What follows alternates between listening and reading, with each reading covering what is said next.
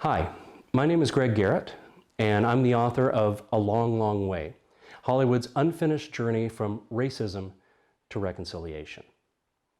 In the writing of this book, there were two questions that I wanted to address. How can film help us deal with our history?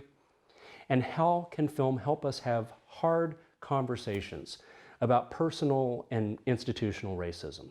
In Spike Lee's 1918 film Black Klansman, he begins with images from the Civil War epic Gone with the Wind, and then moves to a section where he intercuts images from segregation in the Civil Rights era with D.W. Griffith's racist epic Birth of a Nation. Then, toward the end of Black Klansman, Lee cuts back and forth between a Klan initiation and a group of African American students who are being told the story of one of the most appalling lynchings in American history, the torture and killing of Jesse Washington in 1916. What Lee wants to suggest is that there is a direct relationship between our racist culture and acts of violence. And I discovered this to be true in my own research. Whether or not we could say that it is causal, the relationship is certainly not casual. The good news, however, is that films can also be a part of this process of reconciliation and racial healing. They can help take us in the direction of moving from our racist past to a more egalitarian future. During the process of writing this book, I had the opportunity to talk to some people in institutions that were trying to do this work of racial reconciliation. One of the most important sets of conversations I had was with people at Georgetown University in Washington, D.C. In 1838, the Jesuit fathers who ran Georgetown were facing bankruptcy, and they ended up selling 272 slaves from their Maryland plantations to hard, back-breaking labor picking cotton in Louisiana.